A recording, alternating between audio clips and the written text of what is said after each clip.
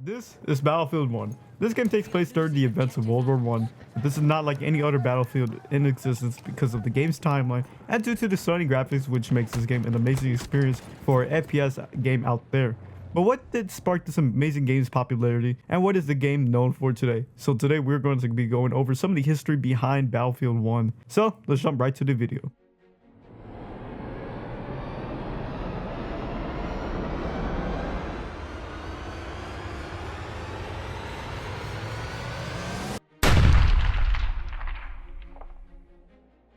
Battlefield 1 released on October 21st, 2016 for PlayStation, Xbox, and PC. But this game was very completely different. But instead of a World War II game, it was set during the First World War, which was between the years 1914 through 1918. Anyways, there's barely any World War I games out there for PC or even Xbox for like everything in general. There's no World War I games that are major. But it would make sense for the developers to make the game set during that time period. But the campaign in game is probably not one of the best campaigns that I have played, but the multiplayer and the other game modes do make up the entire game, as I'm sure you guys have at least seen some clips of Battlefield 1, and in these clips you can see the amazing graphics of Battlefield 1, and at the time it was one of the highest graphics games to ever be released within 2016, and till this day it still is. I mean, this game has some better graphics than some of the newer games, such as yeah, this and that. But honestly, this game was developed with the Frostbite 3.0 game engine, also known as the Unreal Engine, which is still one of the newest. And even Fortnite was still developed with this, which is honestly impressive for some of the games that have been made using this engine.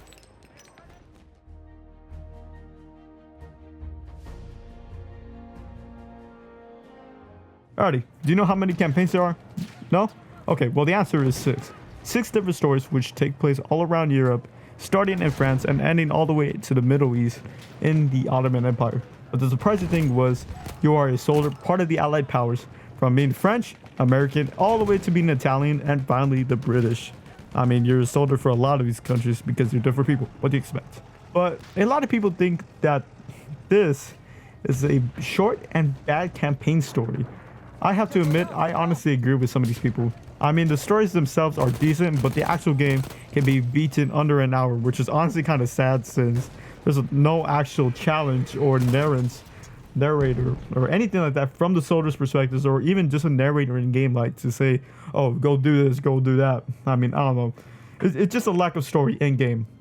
Also, there's a ton of bugs within the game, so yeah, it's low-key kind of mid if you ask me or anyone. In this game, multiplayer is the best overall. I mean, just to say the least, it is just amazing on how much variety there is. More maps, more weapons, more modes. And I know, multiplayer is supposed to be like that, but it's just a whole lot better than the campaign itself. But one thing in game, this game kind of lacks is a bit of character customization, somewhat. But this is World War 1, so of course there is going to be some limited items that didn't even come out to World War 2 or past that, like body armor or anything like that. Of course they had the prototypes, but prototypes were barely in use. Alright, now let's look at the biggest update ever.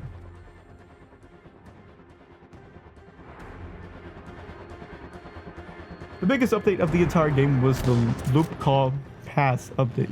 Yes, I had to look up how to pronounce it, but that's not the main point. In this update, there was additions of 2 new maps, which did take place in Russia, and since a lot of weapons got patched, buffed, and there's a ton of funny clips where this is where the game starts getting popular again. But it's just, there's a lot of weapons, and of course you're going to see a bunch of funny clips with some of the most OP weapons in the game, and see the bugs, like what happened. And even Russian weapons such as the Russian Cavalry 1895 were added. But this is added on August 21st, 2017 at the game's peak.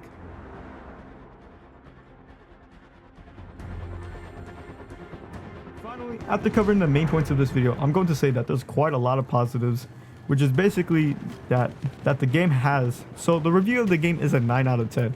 I had to look at a lot of people's videos, and oof, that was probably the longest part I took of this video, and seeing what they thought of the game, and it is pretty much positive. So yeah, just because of the game's revolutionary graphics, which is one of the best to this day, and some parts of the multiplayer and the content this community has created ever since then. Well, that's going to be it all for everybody. Thanks for watching. Make sure to like and subscribe for more content like this coming in the future. And if you'd like to join the Discord server, go ahead and join. Links are in the description down below. Peace out, everybody.